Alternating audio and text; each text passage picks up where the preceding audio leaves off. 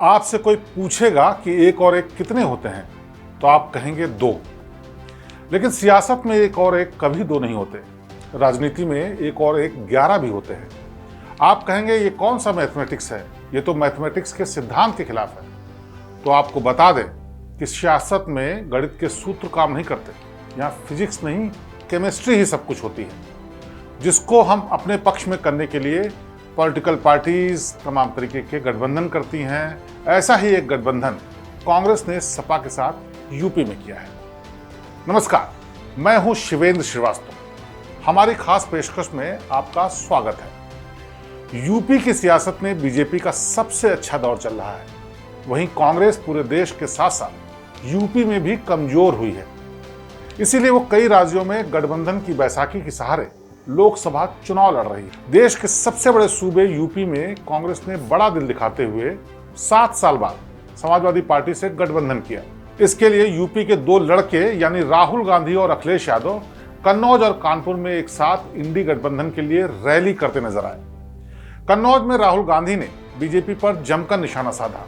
राहुल ने कहा कि पीएम मोदी डर गए हैं और अडानी अंबानी से कह रहे हैं कि मुझे बचाओ। भैया देखिए, जब कोई डर जाता है तो उन्हीं लोगों का नाम लेता है जो सोचता है बचा पाए। इसीलिए नरेंद्र मोदी जी ने अपने 2 मित्रों का नाम ले लिया कि भैया मुझे आके बचाओ, इंडिया गठबंधन ने मुझे घेर लिया है, मैं हार रहा हूं, मुझे बचाओ, अडानी अंबानी जी मुझे बचाओ। इसीलिए नरेंद्र मोदी जी ने नाम लिया। वहीं अखिलेश यादव ने भी चुनावी मंच से बीजेपी की जमकर खबर ली। अखिलेश ने कहा कि बीजेपी की हार में केवल 4 चरण और 4 कदम बाकी हैं। अब तो बीजेपी की हार होने में केवल 4 कदम बाकी हैं, केवल 4 चरण, 4 कदम 4 चरण बाकी हैं केवल।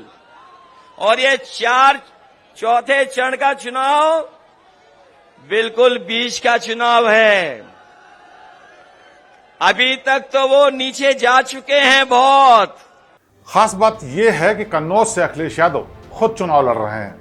राहुल गांधी ने अखिलेश के लिए भी वोट मांगे। इस रैली के बाद उम्मीद जताई जा रही है कि अखिलेश रायबरेली में राहुल गांधी के लिए प्रचार करने जाएंगे। लोकसभा के पहले चरण से ही यूपी में राहुल अखिलेश के निशाने पर बीजेपी है। दोनों जानते हैं कि यूपी में इंडी गठबंधन का असल मुकाबला बीजेपी के साथ ही है। कहने को बीएसपी मैदान में जरूर है और मायावती के अकेले चुनाव लड़ने से बीएसपी का वही हश्र होगा जो 2022 के विधानसभा चुनाव में हुआ था। लेकिन अखिलेश के मन में डर भी है। इसीलिए वो अपनी सभा में कह रहे हैं कि बीएसपी को वोट देना अपने वोट को बर्बाद करना है। वहीं सवाल इंडी गठबंधन की मजबूती को लेकर भी उठ रहे हैं, क्योंकि बीजेपी के बाद सपा के पास अपना संगठन है जो जमीन पर दिखाई देता है, जिसकी ताकत अखिलेश 2022 की विधानसभा चुनाव में दिखा चुके हैं। भले ही बीजेपी सरकार बनाने में कामयाब रही हो, लेकिन अखिलेश ने 2017 के विधानसभा चुनाव के मुकाबले बेहतर प्रदर्शन करते हुए 111 सीटें जीती थी। वहीं बीजेपी ने 255 जीतकर सरकार बनाई। वोट शेयर की बात करें तो बीजेपी को 41.3% वोट मिले थे और सपा ने 32.2% वोट हासिल किए थे। लेकिन जिस कांग्रेस के साथ अखिलेश ने हाथ मिलाया है, वो पिछले विधानसभा चुनाव में केवल 2 सीटें हासिल कर पाई थी और उसका वोट शेयर 2.33% रहा था। ऐसे में सवाल ये उठ रहा है कि जिस पार्टी के यूपी में 2 विधायक, 1 सांसद और 2.33% वोट शेयर हो, भला उसके साथ गठबंधन करने से सपा को हासिल क्या होगा? इस बात को अब तक लोग नहीं समझ पा रहे हैं। वहीं 2019 लोकसभा चुनाव की बात करें तो यूपी में बीजेपी ने 62 सीटें जीती थी, सपा ने 5, बीएसपी ने 10 और कांग्रेस ने 1 सीट जीती थी। वोट शेयर के मामले में बीजेपी सबसे आगे रही और उसने 50% वोट हासिल किए थे। सपा को 18.1%, बीएसपी को 19.4% और कांग्रेस को 6.4% वोट मिले थे।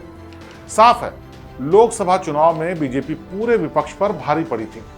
सपा बसपा ने यह चुनाव गठबंधन में एक साथ लड़ा, उसके बाद भी बीजेपी को बुआ बबुआ मिलकर हरा नहीं पाए। 2024 में बीजेपी छोटी छोटी पार्टियों के साथ 80 में से 80 सीटें जीतने का दावा कर रही है। वहीं अखिलेश मानकर चल रहे हैं कि बीएसपी से नाराज दलित वोटर उनका साथ देगा और जीत इंडी गठबंधन की ही होगी। लेकिन 2019 में बीएसपी, सपा और कांग्रेस तीनों का वोट शेयर मिला भी दें तो बीजेपी से कम था। इस बार कांग्रेस साइकिल पर सवार है। अखिलेश ने कांग्रेस को गठबंधन के तहत 17 सीटें लड़ने के लिए दी हैं। कांग्रेस शुरू में तो नाराज दिखी, फिर उसने सच को स्वीकार करने में ही भलाई समझी, क्योंकि कमजोर को चुनने का अधिकार नहीं होता, उसे जो मिलता है उसी में खुश रहना पड़ता है। यूपी में इंडी गठबंधन की सीट शेयरिंग के बाद कहा गया कि अखिलेश ने कांग्रेस को वही सीटें दी हैं जिस पर उनको जीत की कोई आस नहीं थी।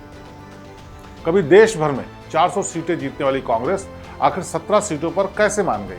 दरअसल भले ही इंडी गठबंधन जीत के बड़े बड़े दावा कर रहा हो, लेकिन सच तो यह है कि चुनाव लड़ना महंगा हो गया है।